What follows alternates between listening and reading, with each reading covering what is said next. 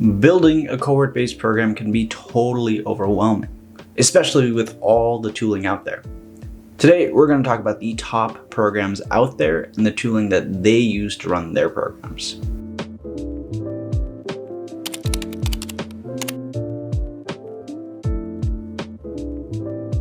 Hey everybody, my name is Ish, and today we're going to talk about 3 really popular cohort-based courses and all the different tools they use to build and scale their online school. Just a quick note, this video is based off of a case study we did earlier this year. If you want to read the full case study, I'll include the link in the description. The 3 programs we'll cover today include Rite of Passage, Supercharge Your Productivity, and Ali Abdaal's part-time YouTuber Academy. Let's start off with Rite of Passage.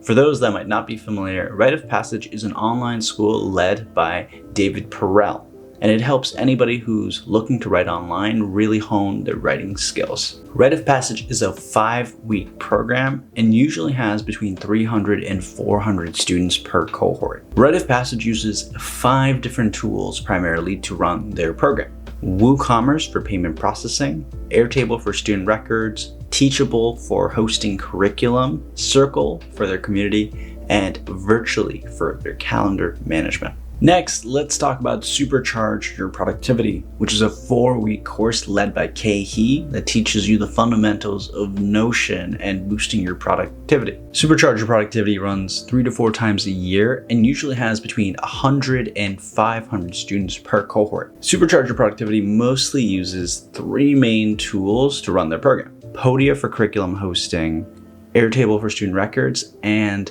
Slack for community. Next up, we're going to talk about Ali Abdaal's part-time YouTuber Academy. Ali's program empowers individuals to grow their YouTube channel. The program is about 6 weeks long and runs 4 times a year with approximately 600 students. Ali's program mostly runs with 5 main tools, including Stripe for payment processing, Podia for curriculum hosting, Airtable for student records, Circle for community, and lastly, Virtually for community and calendar management. Now let's discuss the top trends that we're seeing in the space and the best tools that you can use if you're just getting started. First, let's talk community. Your options really are Slack or Circle. There's a lot of other community platforms out there, but none as robust and have as a thriving community as those 2. The main benefit of Slack is that it's very fast paced. There's a lot of real-time communication happening, whereas Circle tends to be a lot more asynchronous. The main con for using Slack is primarily the pricing model.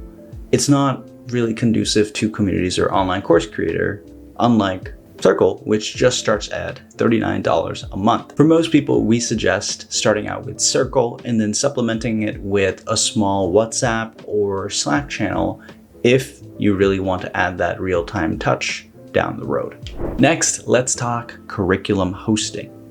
For the most part, you're going to have to choose between Teachable, Thinkific, Kajabi, and Podia. All 4 course hosting platforms are pretty similar and you really can't go wrong. So usually for most people, we recommend either Podia or Teachable. The next category we're going to talk about is student records, and it's often one that's overlooked. As you saw earlier in the video, the clear winner for student records is Airtable. It's simple enough to get started. It resembles like most spreadsheets you've seen, with the benefit of a lot of automations, integrations that you can use as you start to scale. Lastly, let's talk calendar management. For any online cohort-based course, it is absolutely important that your students know where to be, when to be there, and the Zoom link that they'll need to get into every live session. Not to mention, a good calendar management tool will also send reminders to students when class is about to start and track attendance so you have actionable insights to improve the live programming. When you're just getting started, Google Calendar will probably be fine just to get by, but over time you'll want to switch to a tool like Virtually, which has all the powerful automations and fits all the use cases I described earlier. And that's it. If you want links to any of the tools we discussed in this video or the full case study, I'm going to include links in the description. With that, thanks for tuning in. This is Ish, signing off.